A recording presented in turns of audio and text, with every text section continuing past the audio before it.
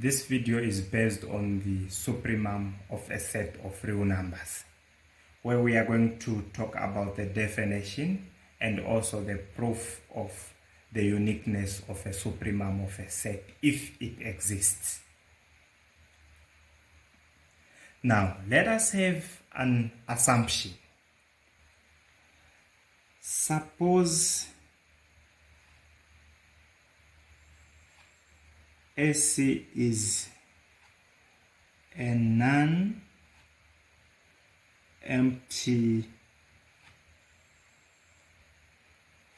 subset of R and bounded above. Okay, so before we define or we state the definition of a supremum, let us assume that S is a non-empty subset of R, of real numbers, and bounded above, because we are talking about the supremum. Okay, so the supremum exists if a set is bounded above. And this is why we are bringing an assumption of a set which is a non-empty subset of R and bounded above. Okay, now let us state the definition of the supremum of a set. The definition says a number U is said to be the supremum of set S if and only if this number satisfies the following conditions. Okay?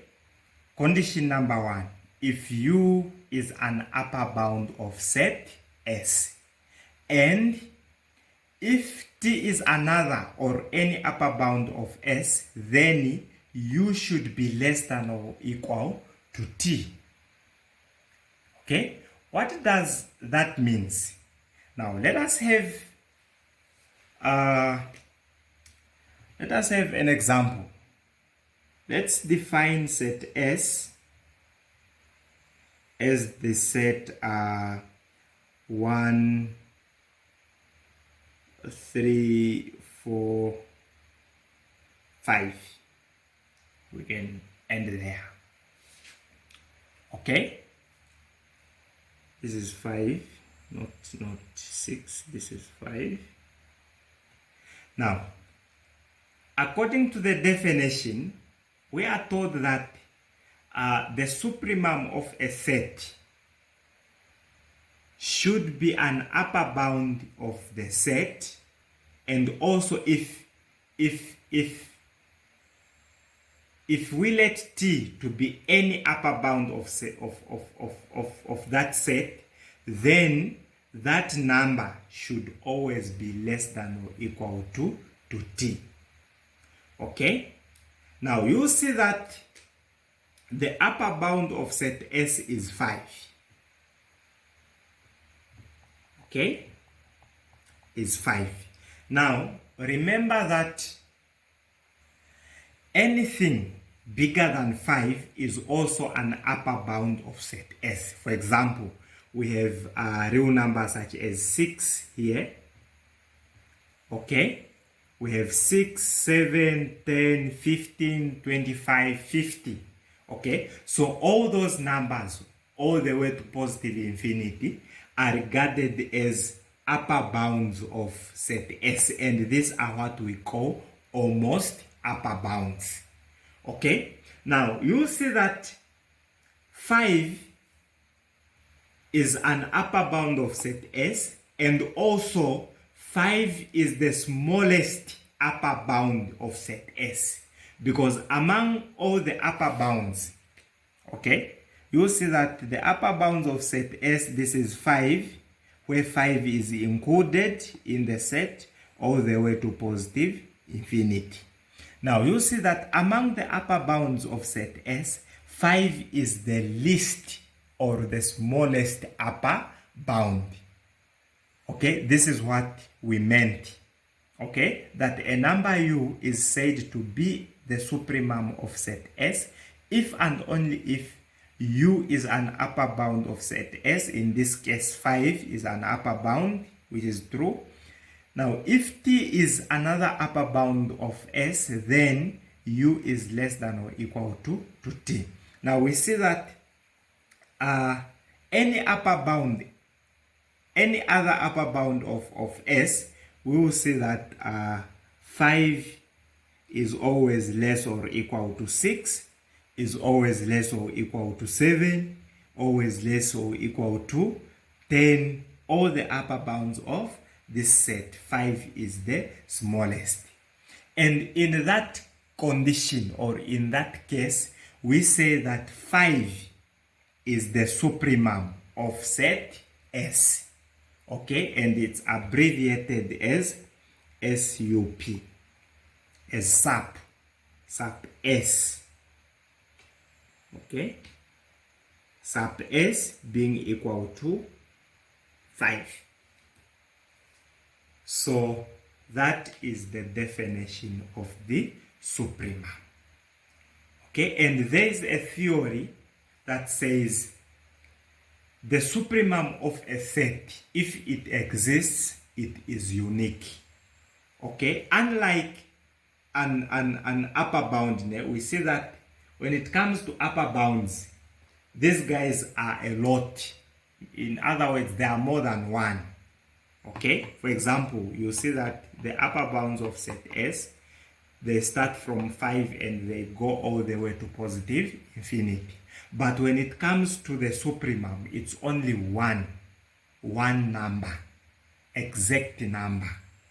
Okay, so this is why we have the uniqueness of a supremum. So that is what we are going to state. We'll state the theorem and we'll also prove the theorem that indeed the supremum of a set, if it exists, it is unique. Okay, let me clear my space. Now the theorem states that the supremum of a set, if it exists, it is unique. Okay, and we are expected to prove the theorem, and this is one of the questions, favored questions when it comes to examination of functions 1. Okay, so if the proof of uniqueness of a supremum won't show up, then the proof of uniqueness of an infimum will show up. It's very much rare for these two guys to miss the examination. Okay, so I want you to understand and know how to prove the uniqueness of a supremum. Now let us begin. Let us have an assumption saying that suppose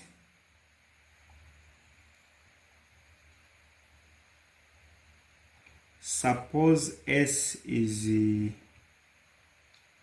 non-empty subset of R and bounded above.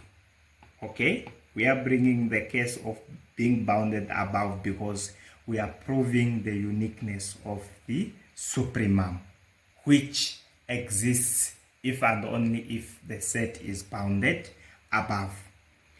Okay, now we prove by a contradiction.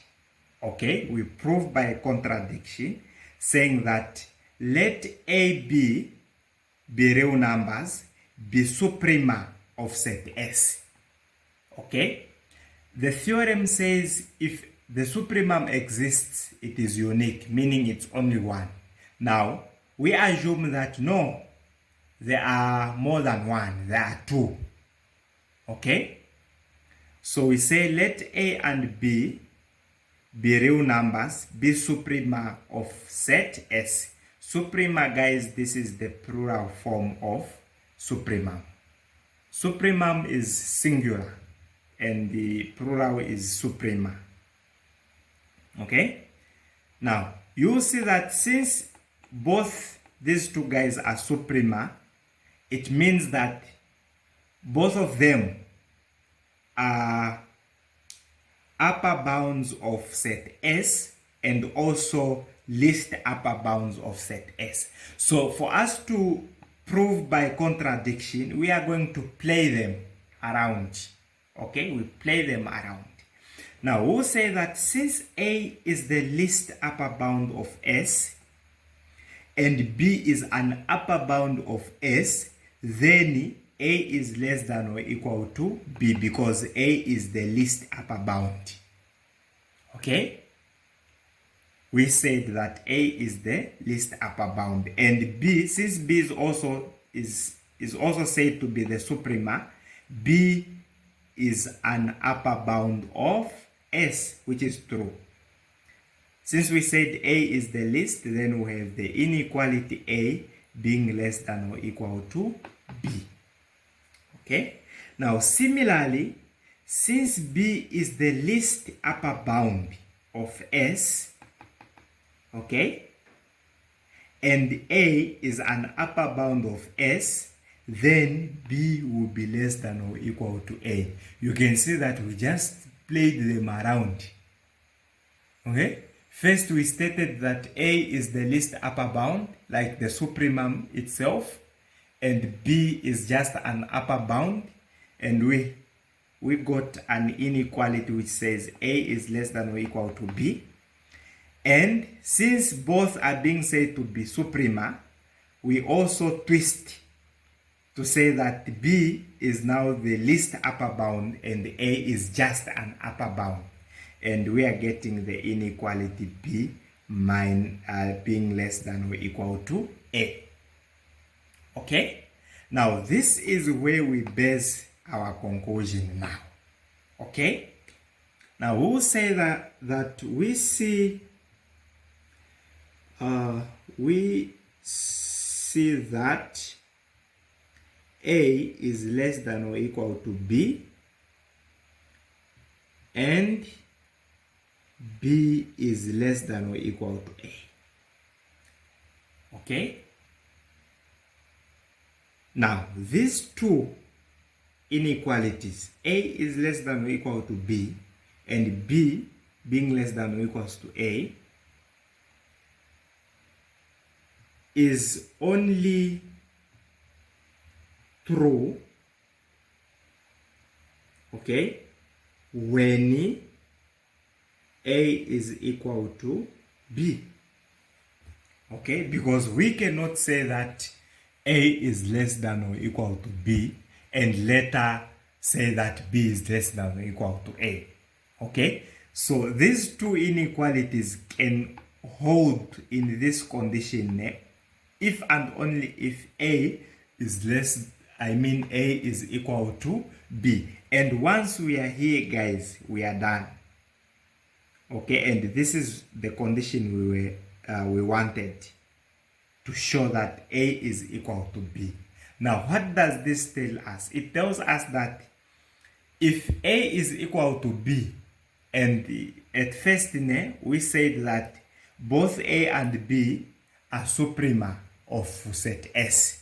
Now later we got that A is equal to B. Now, since A is equal to B, it means that they are not two suprema, but rather it's just one guy, because A is equal to B. So it's just one guy. Okay, that is what it means. Then we will conclude that hence or therefore the supremum of a set, if it exists,